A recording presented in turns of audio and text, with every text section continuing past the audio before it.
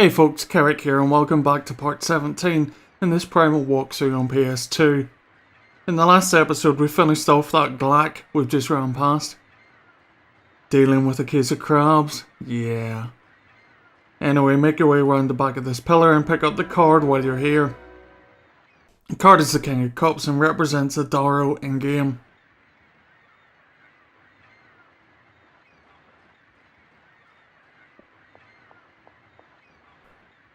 Once you pick that up, make your way back round again. We're wanting to make our way to the other end of this weird shaped corridor basically. Really don't like those glack. And we're about to meet a hell of a lot more of them as well. Joy.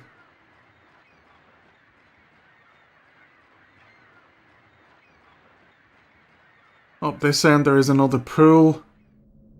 General idea is to jump in. So that's pretty much what we're going to do. Switch over to on-down form.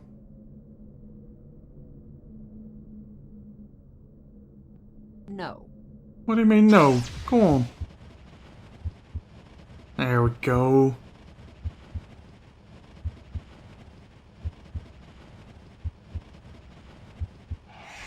And jump into the water. Pitch black water. Yeah, there's actually nothing there. Basically just make your way to the surface and climb out again. It's really worth your time switching between forms there, wasn't it? Yep. Thank you, game.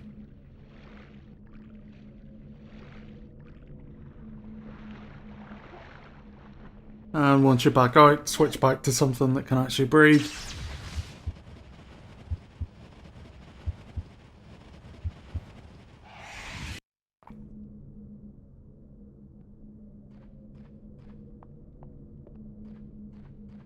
There will be a couple of glack along this corridor.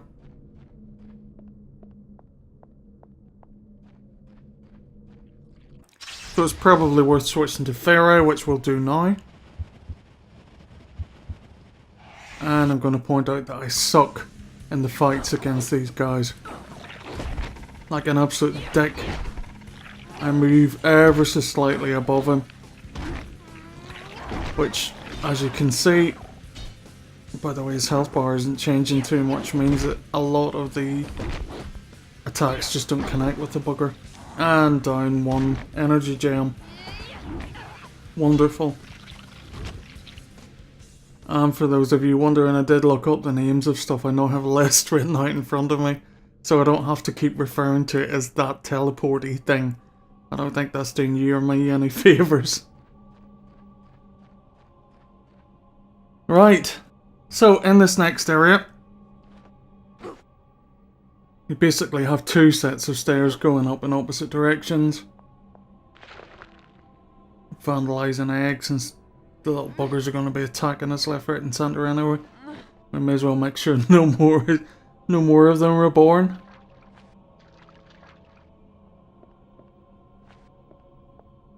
Just make your way over to the summoning stone and use it to pull Scree through. And again, this is one of those situations where you need to find a different way for Jen and Scree to climb up.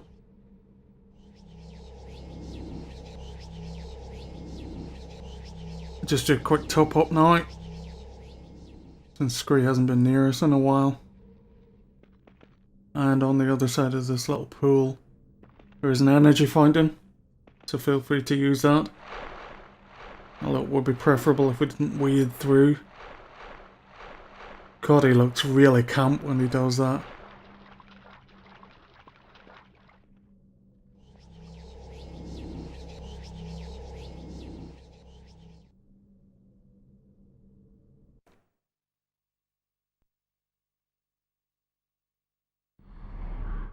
And once we're happily topped up, switch back to Jen. You'll notice the black wall in the background there. You'll be able to use that to get up with Scree. However, with Jen we're going to have to use the other side. The side with the summoning stone, as you can tell. So just make your way up. You will need to be in Pharaoh form. There are a couple of jumps, that one we've just done, and one up near the top, which are a bit higher than normal. If you try and go up them in your normal form, you won't be able to. Whereas, of course, having that extra jump up height.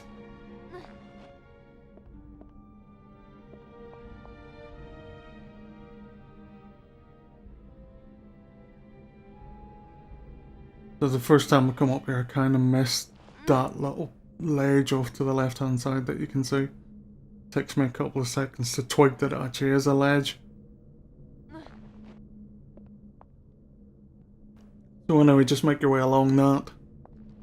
Quite a long ledge, so you have plenty of time to think about life, love, liberty, all those L words. Hell, lesbianism if you want.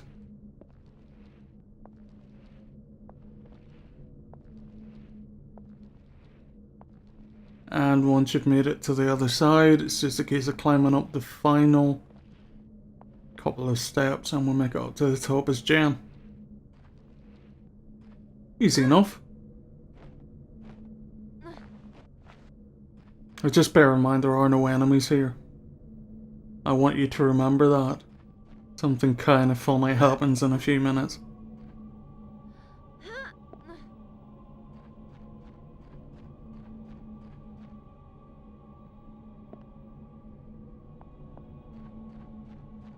And up at the top there's a door with a lever in front of it, so just park Jen up here. Switch back to Scree. And we'll want to change over as well. He must have walked over while we were climbing up as Jen. Now as you can tell in the background, the fight music started. So I'm starting to panic here and I'm thinking, oh shit, I left Jen up there all alone. Is something attacking her? No. It turns out that there's a creature behind the door which has decided to get into a fight with Jen. Through the door, yeah. Good stuff, game. Thankfully we can ignore it and just climb up a Scree. And once we've made our way up to the top, it's just a case of running around. And we'll meet up with Jen, who's screaming quite happily at the crowd that's through the door. So anyway, once you've got the two up here, get ready for a fight, obviously. Open up the door and there we go. Glack in your face. Take them out as quickly as you can. Again, be kind of careful with positioning. There are a couple of these that just plain don't hit.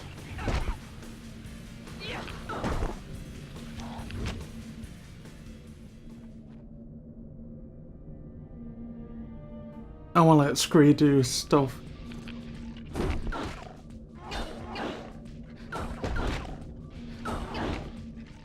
A little further along the cave and there's yet another Glack. Take it down as quickly as you can. Get a little bit of a regen from Scree and away we go again.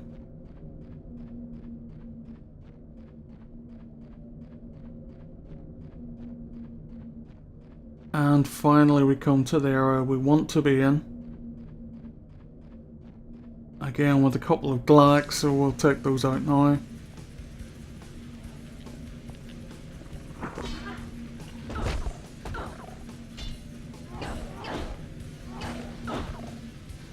You'll also notice those couple of blocks I do at the start of this fight are very effective at reducing damage. Unfortunately, I'm kind of crap at the combat in this game. I'm not going to make any excuses for it. And at this point, I just figure hammer the hell out of them. Let's just get it bloody over with.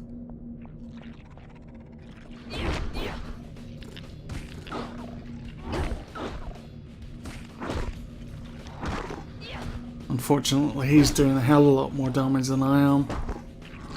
And another energy gem hits the dust. Still battle on we must. And thankfully his energy bar is actually going down. So hopefully... Damn, that was close. Nearly lost another energy gem. In the two eggs off to the side, as you can see, there's another lodestone. Feel free to grab it. And we'll do a quick top up as well. Let Scree do his business. While you're in control of Scree, just make your way down the side here.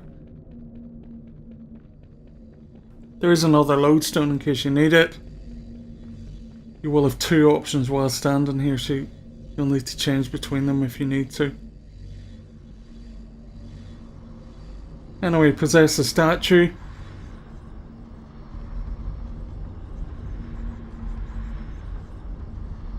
And the same as you did with the earlier one, just open up the mouth, let the water run through, which fills up the pool beneath us and makes it deep enough for us to dive in.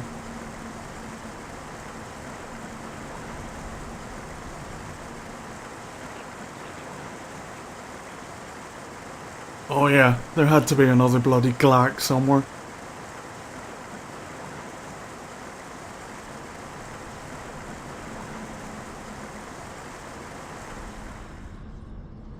And once you're done, just release control of the statue.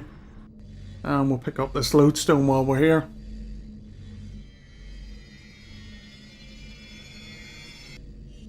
With all of that done, it's just a case of switching back to Jen.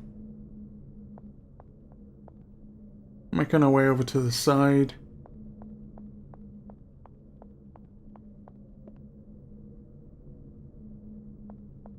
I'll go to this sticky outy bit. Switch to Undyne.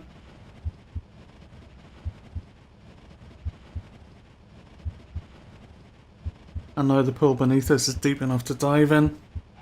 So that's exactly what we're going to do.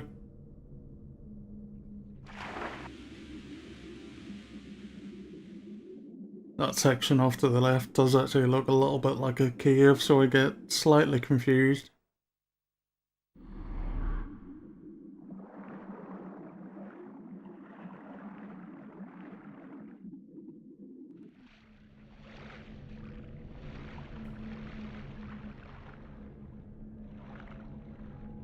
And I can see the big cave off in the distance, but I decide to go back and check and make sure I haven't missed something down below. There's a section with light rock just off to the left hand side that does look a bit like a cave entrance. Fortunately, it's nothing like a cave entrance, so I've pretty soon come to my senses. And once you're done titting around, we have this big bugger to take care of. So climb out of the water, switch back to Ferri. You can tell now why I said earlier on about all the switching. I think it's just put in to be annoying.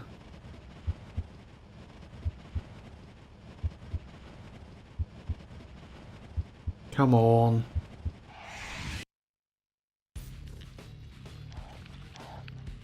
Try and find some decent ground to fight them all. That area beneath is a bit rubbish. Oh god, he's red as well, isn't he? He's got to be a bugger to take down. Yeah, I'm hitting him for loads. This is gonna be one crap fight.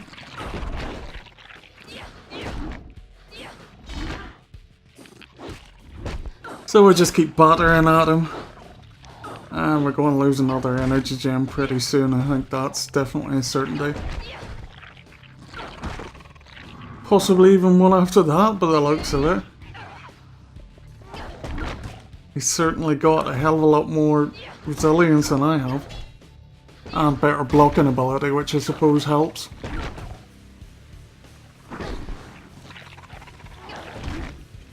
I think it's worth not doing special moves on these guys either.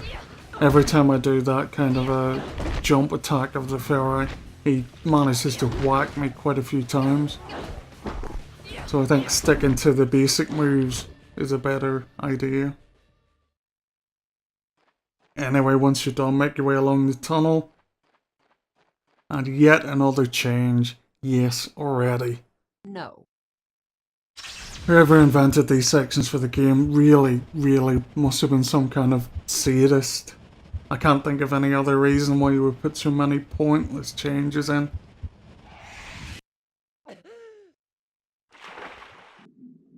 And once you're through, keep moving.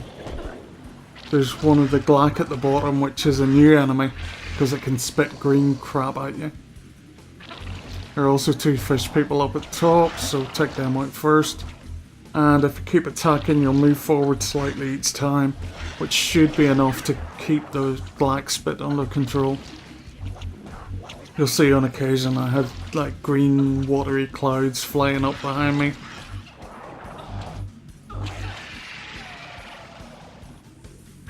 There we go. But so far none have actually hit me, so constantly hammering the keys seems to be a reasonable idea.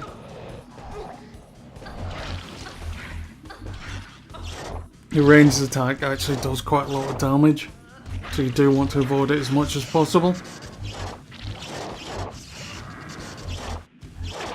And again it goes into a flurry of block. Can you class blocking as a flurry? Really, you just stand there with your arms up? I'm not sure you can class it as a flurry.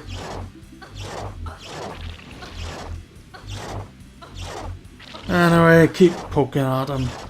Take him down as quickly as you can, really. If you're having this much trouble, it might be worth waiting for a second and then attacking him.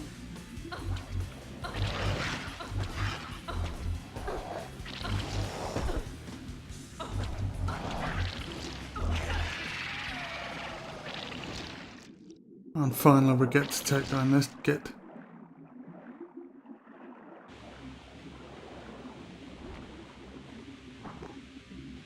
Try and use your range abilities as much as you can. This fight is a hell of a lot easier if you can stay out of the way of his attacks. I don't do a great job here, but to be perfectly honest, I've reached the point where I'm just wanting to finish the level. I'm quite literally fed up with swimming, fed up with the fighting.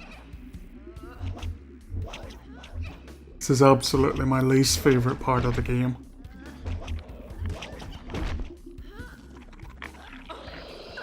And there we go, with practically no health left, we managed to take him down. And once you've done that, it's time to power up the last of the 5 substations.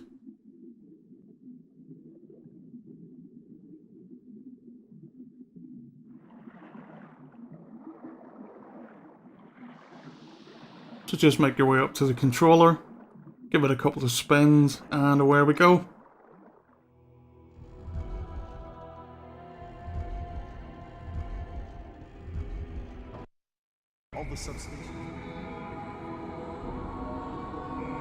And I have no idea why on earth Scree's voice cut out there.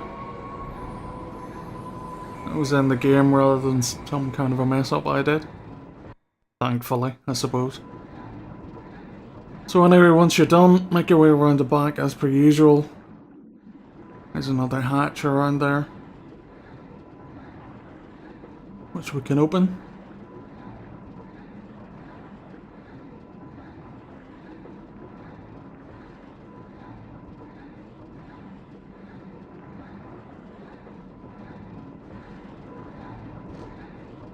There we go.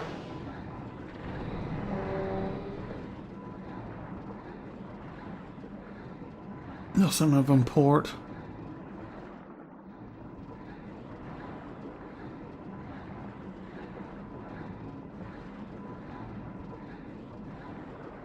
And once you're done with this room, it's basically a case of swimming up towards the top.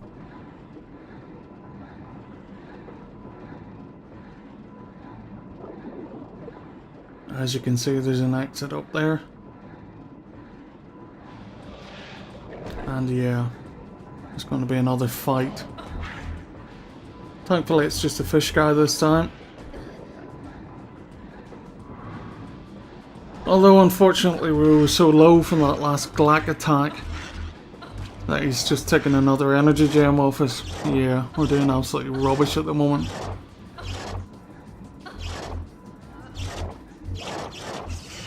And I've no idea why I just switched to the Royal We.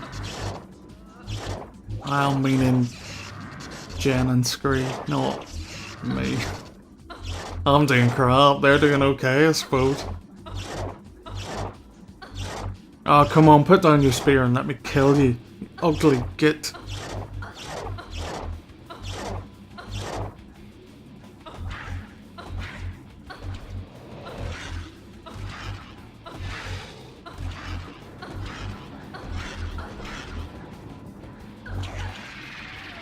Just really feels like there's no finesse in the fights underwater. Probably isn't in the rest of the game in all fairness, but at least you feel like you have some kind of control. The underwater fights, you just really don't feel like you have any control over what you're doing whatsoever. You don't have any gap closers, you don't have any kind of ability to avoid attacks. It just feels really clunky. Anyway, we have very little left to do in terms of fights. So that's good. Very good, in fact.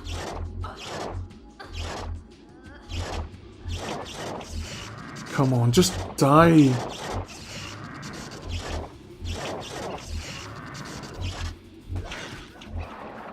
And finally, electric treatment to the heart.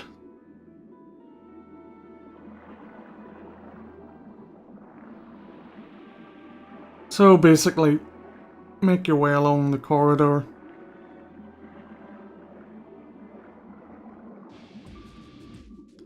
Until you meet this guy. Another fight. The levels do seem to leave all the major fights until right before the boss. So if you ever reach a situation where you fight in every couple of seconds, I think it's safe to assume that there's probably something big coming up. Not that I'm complaining, the sooner we're out of this bloody water the better. So let's just take this guy down as quickly as we can. There we go. One less fishman in the world.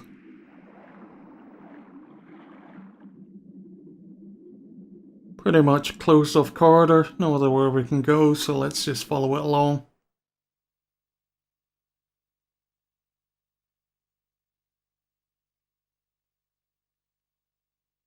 As you can tell, there's a rift gate on the left hand side. On the off chance that you need to go back to any of the previous sections, feel free to use it. There are also a few scree specific items around that area, so if you're low on energy or things like that, it's probably worth having a quick look. I'm not quite sure how low down I am. Yeah, a little bit. Not too much, I suppose, but it's always worth having Scree topped up. And I do seem to remember that he was at half energy last time I checked. So I think we both could do with a quick top up.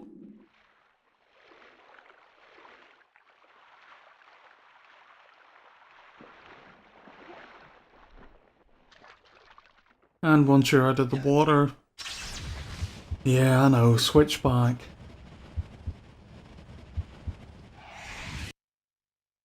Use the summoning stone to pull Scree out.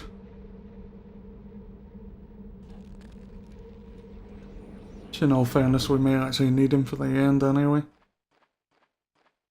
And there are a couple of eggs and an energy fountain should he need it.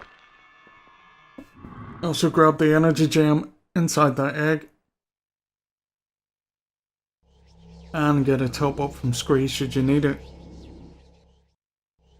Ooh, yeah, I think I do need one.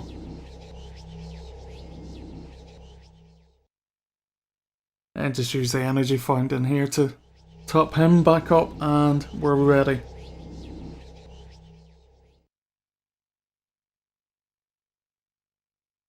So that's pretty much us ready for the final battle. Just a case of switching back into undown form, jumping in the water, and making our way around to that tunnel on the right originally, now on our left.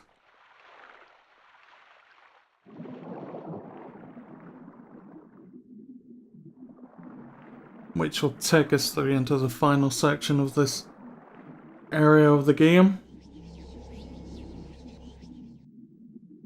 That's kind of annoying. Jen doesn't regen whenever she's in corrupted water, which obviously most of the water is. So anytime you're out of the water and kind of gasping for breath, that happens. Wonderful. And there's going to be a save point coming up, which is a pretty good point to cut off this video. So I've been Keric the Pally. This has been Primal. You have a good evening now.